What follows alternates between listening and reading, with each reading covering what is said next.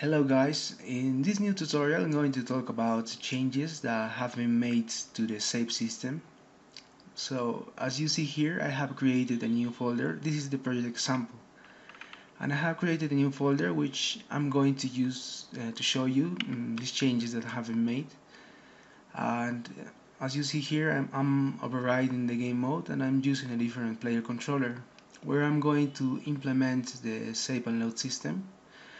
Also, I have created a new spawner that will spawn 1000 cubes each time I press 3.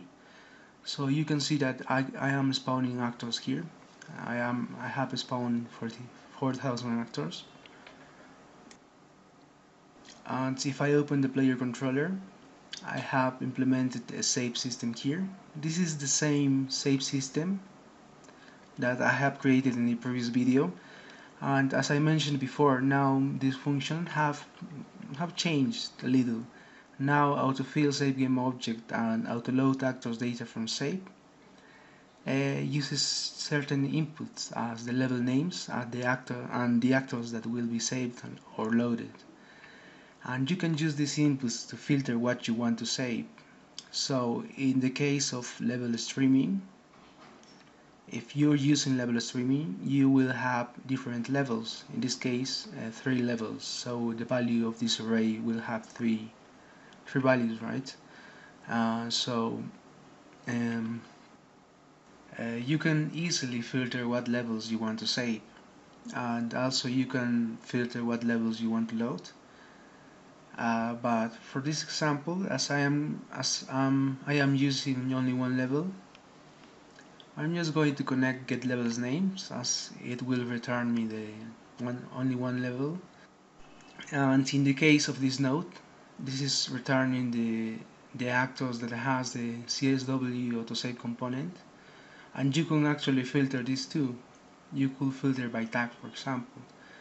But as this depends on the game requirements, I'm not going to do this, but it is very straightforward to do. So let's continue with this new function, save game to slot. As I showed you before, you can now decide whether you want to compress the file or not. And if you decide to compress the file, the save files now will have a custom extension, CSW extension, when it's compressed. And if you decide to not compress the file, well, the file will be saved as a normal extension, as a SAB extension. So you can see the difference here. I'm going to delete. If you want to save the file in a custom path, you have to check this boolean and then set the path where you want to save. I have created 3 functions that will return the path of the project of the saved or the save games folder. In this case, I am in the save games folder, and I'm going to append a new string. So we are going to save this file in a new folder. And well, if I try this now, if I press save, it is not going to work because this new folder doesn't exist.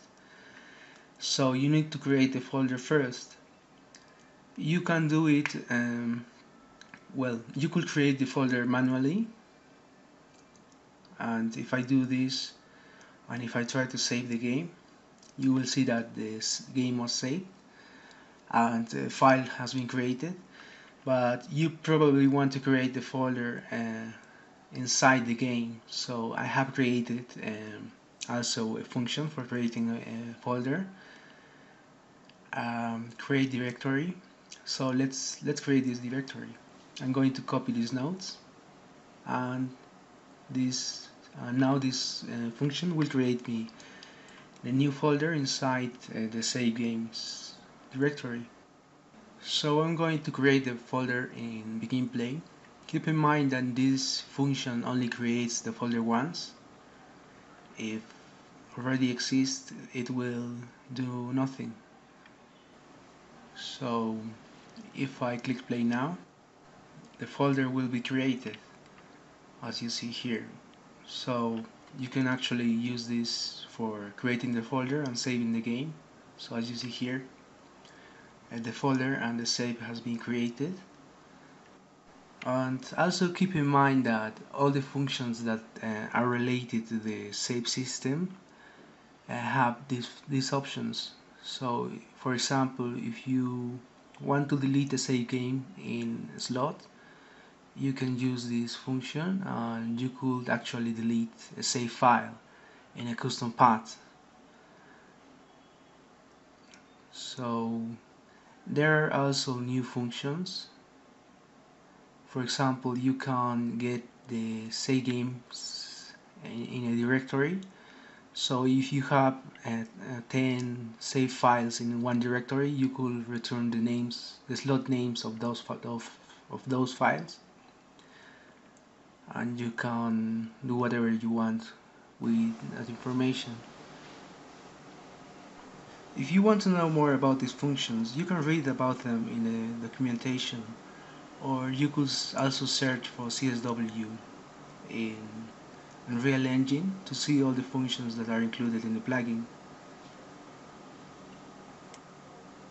So I'm going to finish this tutorial by completing the logic of the load game from a slot.